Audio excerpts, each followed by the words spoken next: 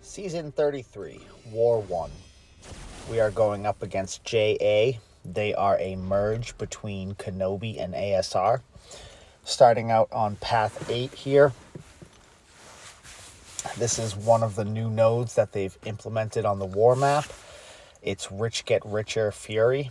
So the way it works, whichever champ has more buffs is going to start building passive Furies.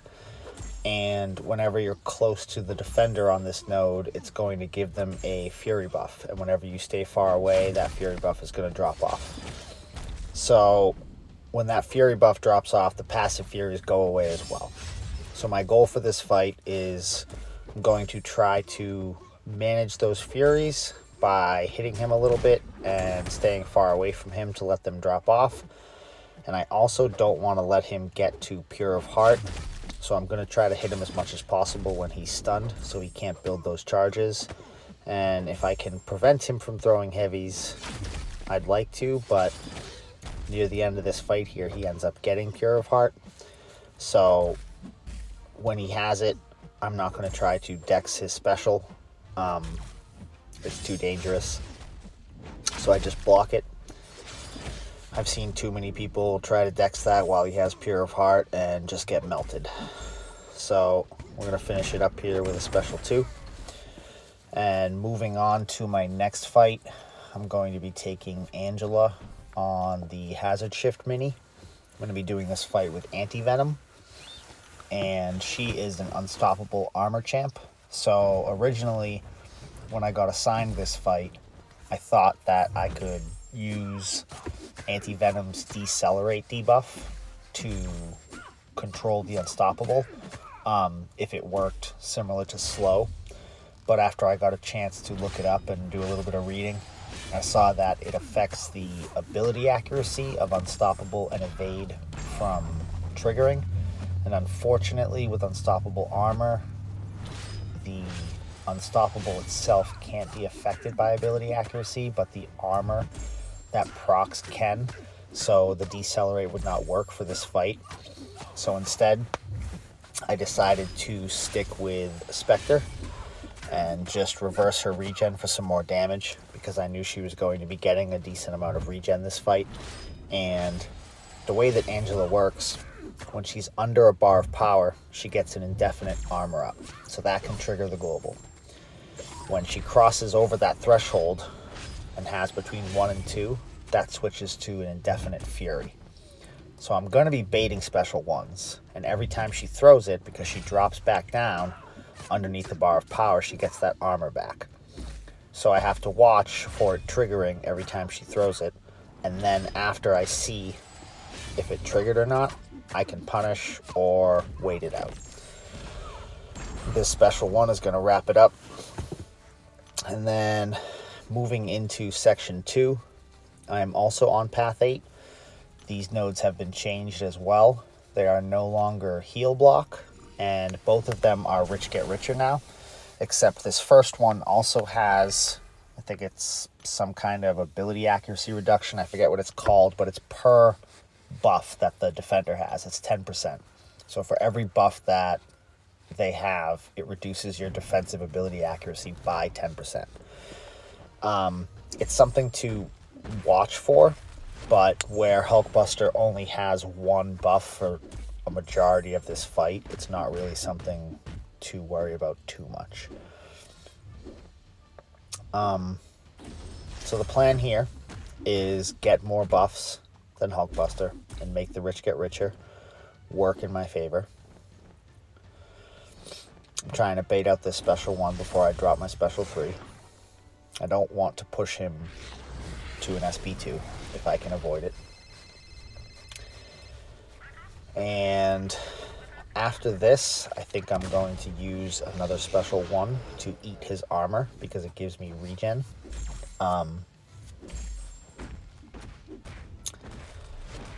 Yep. And I just prefer him not having buffs at all. And here we're going to drop the special 2, and the bleed's just going to tick him away. Now, the next fight I have is a Venom on Rich Get Richer. And I decided not to use a favorite food here because you don't really need to.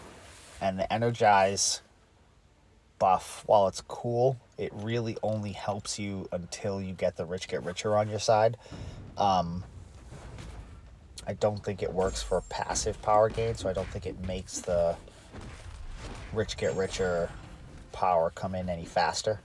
And the strategy of eating his buffs with my special one right off the bat is instantly going to put me ahead. So I dropped my second special one there because we were tied on the amount of buffs we have. So I wanted to get ahead of that. And he has his own abilities. His Clintar buff there allows him to proc, I think, 4 different kinds of buffs. But he ends up procking armor a lot in this fight. I think he procs armor for every buff except for maybe 1 or 2. I know he procs a cruelty buff at the end. I'm not sure if he procs another one. So that was a little sketchy on the RNG side of things. But all in all, it was a pretty safe fight.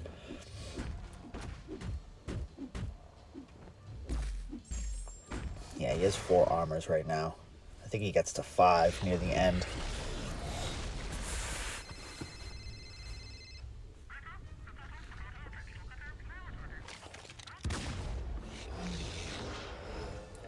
Come out of this SP3 with a nice bleed.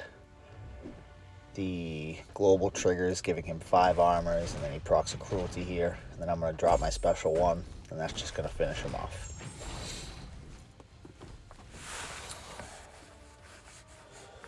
Now, this next fight, I have a Mojo. This node is kinetic, and it gives the defender an indestructible when you reach 2 bars of power.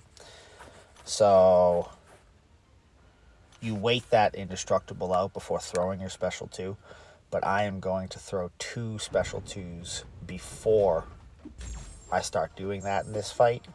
And that is mainly because last season I fought a Man-Thing here.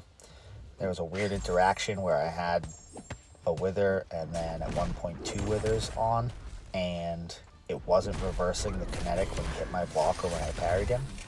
So I'm going to get myself to 3 Withers here before I worry about anything else in the fight. And the main strategy, as much as possible, is when he comes running in, I'm going to dash back once to trigger Dex and pause my debuffs, and then I'm going to parry the second hit of him rushing in, which gives me an opening to hit him. So I have 3 Withers up right now. I'm going to reach my special 2, and I'm going to wait this indestructible out now. Dash back, pause my debuffs, the indestructible's gone, drop my special 2. And that's just going to be the same thing I'm going to do here to finish him off. I have 4 Withers up, just dash back, pause them, run away from him, hit him a little bit. He's going to throw a heavy here, drop my special 2. That's going to wrap him up. Moving into S3, I have a Mangog on 54, and then I'm going to be taking the boss with the Brute Force link up.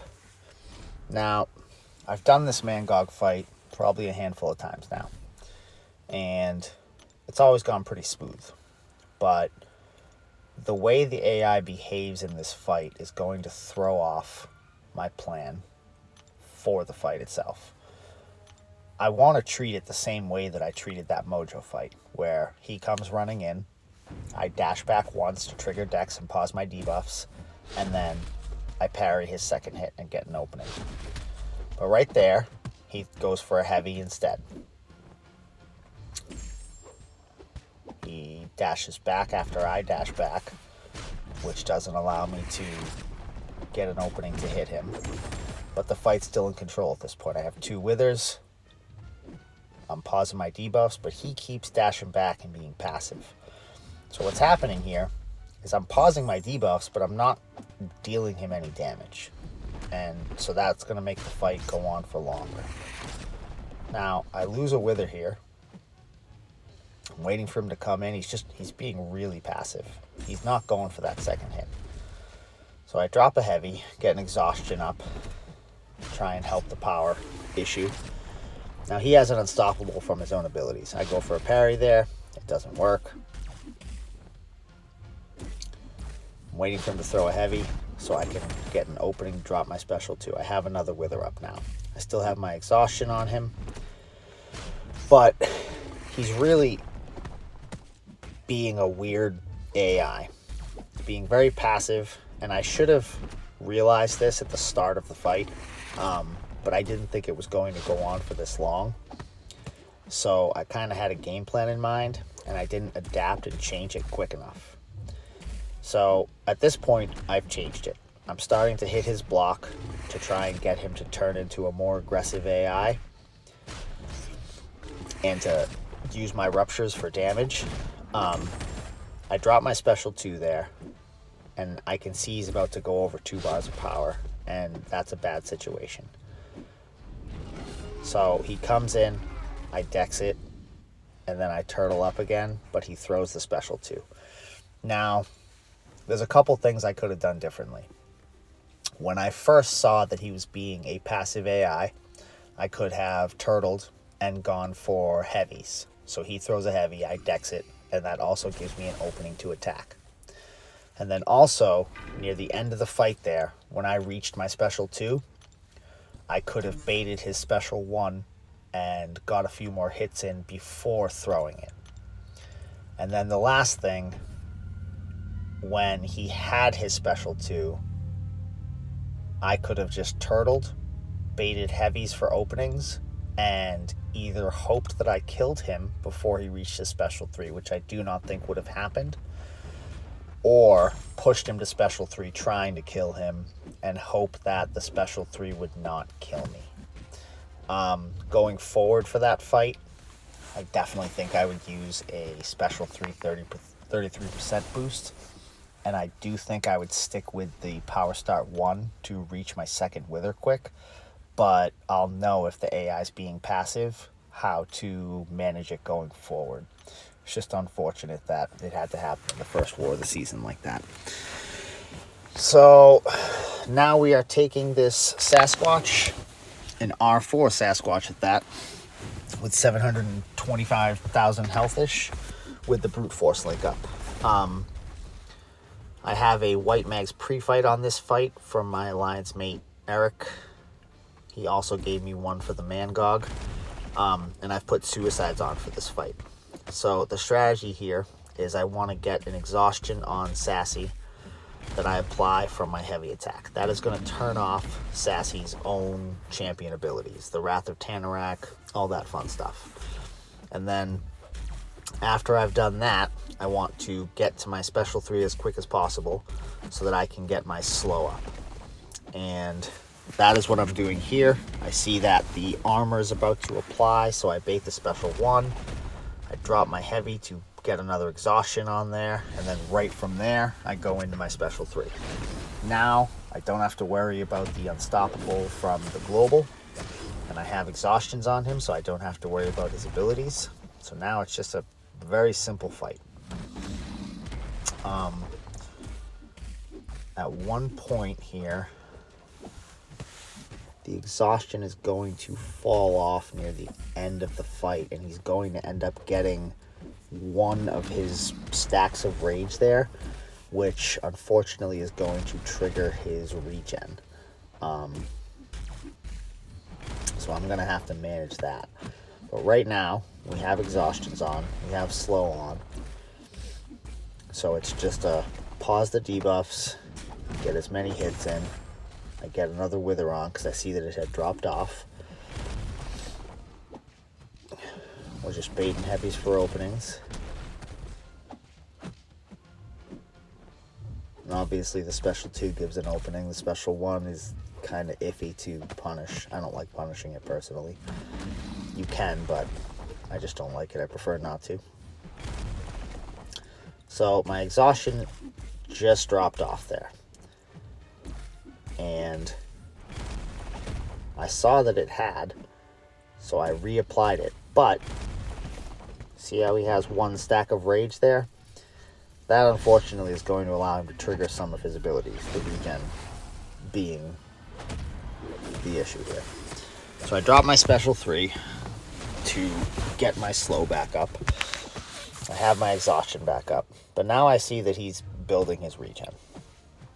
He has 3 stacks of it. I'm like, okay, the fight's not halfway over yet.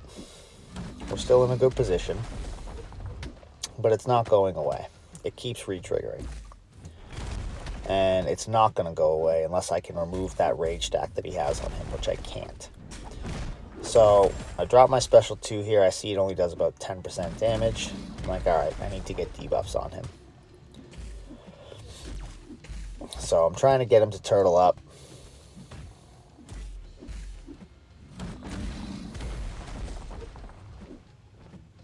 He runs away. I come back in, I start hitting his block to build my ruptures because I have max to spare on, just in case this situation happens. So I want to get as many debuffs as possible to try and mitigate that regen. Apply another exhaustion there with my heavy. At this point, he shouldn't be regenning at all, but he still is somehow. But that's okay. That special 2 did a lot more damage that time, and then we finish him up there.